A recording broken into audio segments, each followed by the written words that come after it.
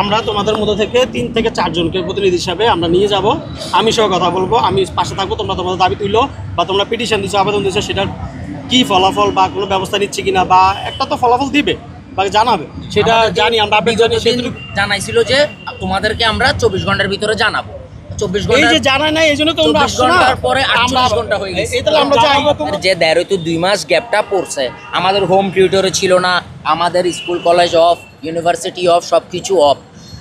এর উপরে এখন করোনাকালীন পরিস্থিতিতে বিভিন্ন স্বাস্থ্যবিধি, দেশের বিভিন্ন রাজনৈতিক প্রেক্ষাপট বলেন, বন্যা বলেন, বিভিন্ন কারণে আমাদের পড়ালেখাটা হ্যাম্পার হয়েছে, বিভিন্ন একাধিক কারণে। তো আমরা চাচ্ছি যে 2 মাস আমরা এক্সট্রা টাইম চাচ্ছি না, যে 2 মাস আমরা পড়তে পারি না বা শিক্ষা কার্যক্রম অফ ছিল, আমাদেরকে জাস্ট ওই 2 মাস সময়টা দেওয়া হয়। এখন পুলিশ ভাইয়াটা আমাদের সাথে যথেষ্ট আন্ডারস্ট্যান্ডিং, উনি আমাদেরকে বলছে যে ওই অথরিটিকে জানাইতে।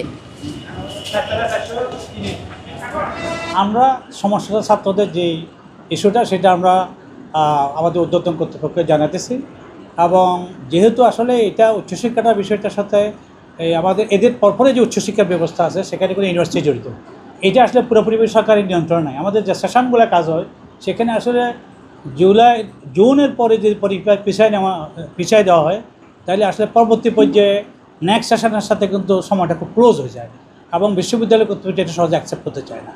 তারপর আমাদের যেহেতু ঊর্ধ্বতন কর্তৃপক্ষ অবহিত কিছু ওনারা বিবেচনা করবে, করার পরে যদি ওনারা মনে করে যে পরীক্ষা পিছানো হতে পারে পিছাবে, আর না হলেও তো সেখানে আমাদের কিছু করার নেই। উনি 4টা বাজে জেলা প্রশাসকের সাথে চেয়ারম্যান স্যার আর পরীক্ষা নিয়ন্ত্রক যিনি আছে ওনারা মিটিংয়ে বসছে। ওনারা এটা যখন একটা ন্যাশনাল ইস্যু, ওই ডিসিশনটাও উপর থেকেই আসতে হবে। এখন বিভিন্ন শিক্ষা বোর্ড থেকেই গেছে, ওনারা ডিসিশন নিচ্ছে। যদি ডিসিশন আমাদের পক্ষে আসে সেটা তো ভালো, কারণ আমাদের এখানে অযৌক্তিক বলে আমরা কিছু মনে করি না, কারণ আমাদের 2 মাস সময় এটা এক্সট্রা আমাদের থেকে গেছে, যেটা আমরা ফিল্ড আপ পাইনি।